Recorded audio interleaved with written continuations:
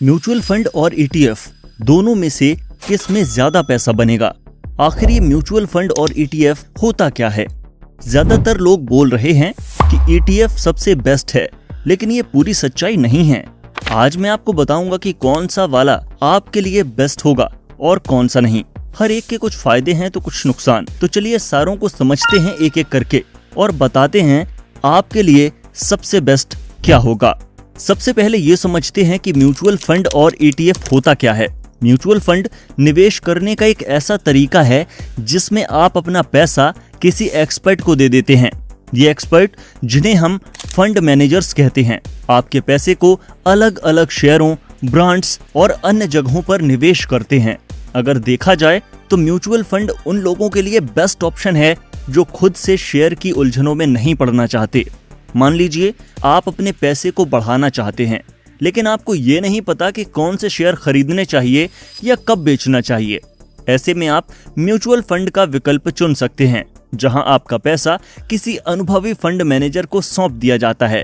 ये fund manager आपके पैसे को समझदारी से अलग अलग जगहों पर निवेश करते हैं ताकि आप अच्छा रिटर्न कमा सकें। वहीं अगर बात करें ईटीएफ की, तो ये स्टॉक एक्सचेंज पर लिस्टेड होते हैं, जिन्हें आप उसी तरह से खरीद और बेच सकते हैं जैसे किसी कंपनी के शेयर खरीदे जाते हैं। फॉर एग्जाम्पल, अगर आपने किसी कंपनी के शेयर खरीदे हैं और उनका भाव बढ़ता है तो आप उन्हें बेचकर मुनाफा कमा सकते हैं। इसी तरह ईटीएफ में भी आप निवेश करके बाजार में होने वाले बदलावों से फायदा उठा सकते हैं।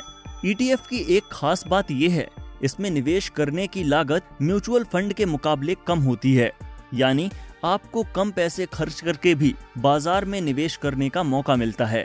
अगर सीधे शब्दों में कहें तो ईटीएफ एक ऐसा तरीका है जिसमें आप कम निवेश करके भी शेयर बाजार की एक्टिविटीज का फायदा उठा सकते हैं। ईटीएफ म्यूचुअल फंड से क्यों बेटर है, इसके बारे में बात करें तो जब आप म्यूचुअल फंड में निवेश करते हैं तो आपको पता होगा इस पर एक खर्च आता है जिसे हम एक्सपेंस रेशियो कहते हैं। ये वो प्रतिशत है जो एसेट मैनेजमेंट कंपनी आपके कुल निवेश से काट लेती है और बाकी का पैसा आपके लिए निवेश करती है। मान लीजिए आपने म्यूचुअल फंड में 2 लाख रुपए निवेश किए। अगर आपके फंड का एक्सपेंस रेशियो 2.5% है तो इसका मतलब ये हुआ कि कंपनी पहले ही 5,000 अपने खर्च के रूप में काट लेगी, यानी आपके 2 लाख रुपए में से सिर्फ 1,95,000 ही निवेश होंगे। अब बात आती है ईटीएफ की। ईटीएफ में भी एक्सपेंस रेशियो होता है, लेकिन ये म्यूचुअल फंड की तुलना में काफी कम होता है, अक्सर 0.5% या उससे भी कम। अगर इसमें आप 2 लाख रुपए निवेश करते हैं तो एक्सपेंस रेशियो 0.5% के हिसाब से 1,000 रुपया ही खर्च के रूप में कटेगा और बाकी का 1,99,000 आपका निवेश में जाएगा। यानी ईटीएफ में आपके अधिक पैसे बाजार में काम कर रहे होते हैं, जबकि म्यूचुअल फंड में खर्च ज्यादा होने से आपके निवेश की शक्ति घट जाती है। पॉइंट नंबर 2, आप जब म्यूचुअल फंड में निवेश करते हैं तो इसमें अक्सर 1% से लेके 0.5% तक का एग्जिट लोड लगता है। इसका मतलब है अगर आप लॉक इन पीरियड, जो आमतौर पर 1 से 2 साल का होता है, के पहले अपना पैसा निकालना चाहते हैं तो आपको एक फीस देनी पड़ेगी। मान लीजिए आपने म्यूचुअल फंड में कुल 8 लाख रुपए का निवेश किया। अगर आप किसी कारणवश लॉक इन पीरियड खत्म होने से पहले अपना पैसा निकालना चाहते हैं तो आपको 1% एग्जिट लोड देना होगा। इसका मतलब है कि आपको 8 लाख में से 8,000 कटकर ही मिलेगा, यानी आपका नेट अमाउंट 7,92,000 होगा। दूसरी तरफ ईटीएफ में ऐसा कोई एग्जिट लोड नहीं होता है। इसमें ना तो कोई लॉक इन पीरियड होता है, ना ही आपको पैसा निकालने पर कोई चार्ज देना पड़ता है। ईटीएफ में आपको पूरा 8 लाख रुपया मिलेगा।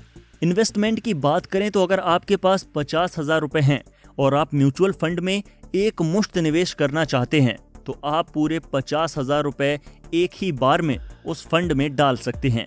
इसका फायदा ये होता है, अगर मार्केट ऊपर जाता है तो आपके निवेश की वैल्यू भी तेजी से बढ़ती है, लेकिन ध्यान देने वाली बात यह है, अगर मार्केट गिरता है तो आपको घाटा उसी अनुपात में होगा।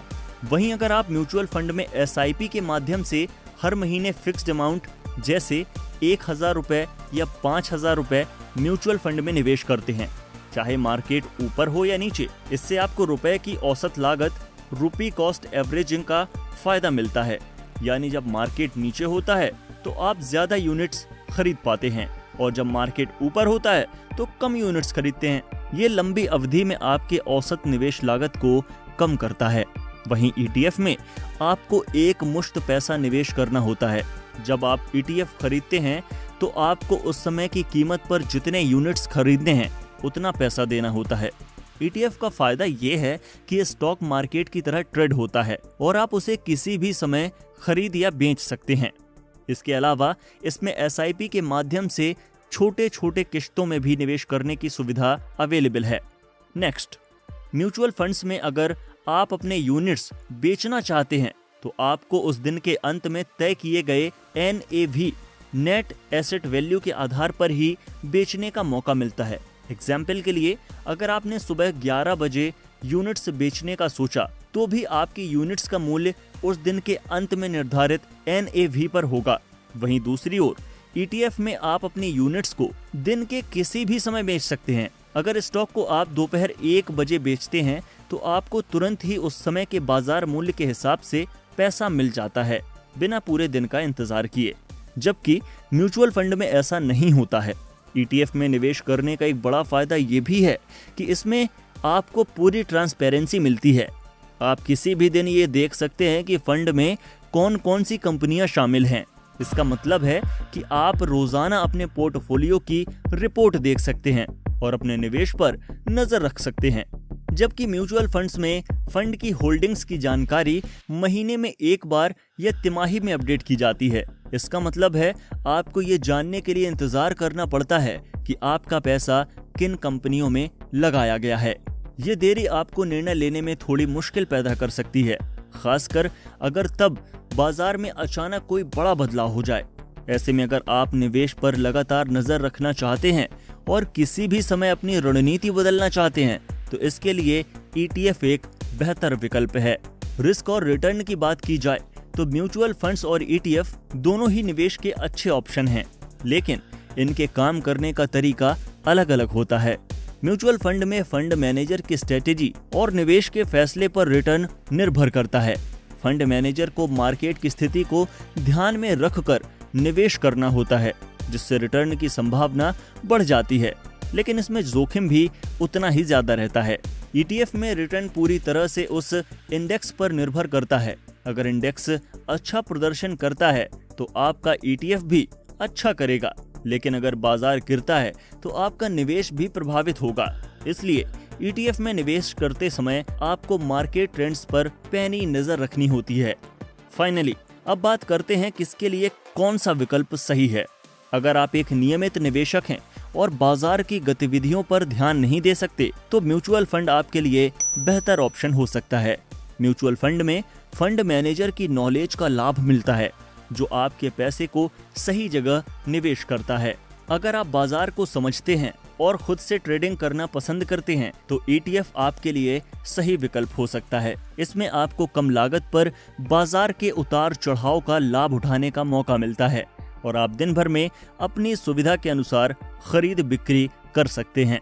मेरे पॉइंट ऑफ व्यू से देखा जाए तो ETF में एक्सपेंस रेशियो काफी कम है, ना के बराबर है, जबकि एग्जिट लोड यानी कि विड्रॉवल चार्ज बिल्कुल जीरो है। वहीं इसमें स्टॉक बेचने पर रियल टाइम के हिसाब से पैसा मिलता है। इसलिए ETF में निवेश करना मेरे हिसाब से एक बेस्ट ऑप्शन है, लेकिन इसके लिए आपको शेयर मार्केट की अच्छी नॉलेज होनी चाहिए। खैर दोस्तों, अब बारी है आपकी राय जानने की। आपके हिसाब से कौन सा निवेश बेस्ट है? क्या आप म्यूचुअल फंड में निवेश करना चाहोगे, जहां एक फंड मैनेजर आपके पैसे को अपने नॉलेज के हिसाब से मार्केट का एनालिसिस करके निवेश करता है, या फिर आप ETF में निवेश करना पसंद करेंगे, जहां आप बाजार की गतिविधियों पर सीधे नजर रख सकते हैं और दिन भर के उतार चढ़ाव से लाभ उठा सकते हैं? इसको लेकर आपकी क्या राय है, हमें नीचे कमेंट बॉक्स में जरूर बताएं। और ऐसी ही share market related informative videos देखने के लिए वीडियो को लाइक, शेयर और चैनल को सब्सक्राइब करना ना भूलें। मिलते हैं नेक्स्ट वीडियो में, तब तक के लिए नमस्कार एंड थैंक्स फॉर वॉचिंग।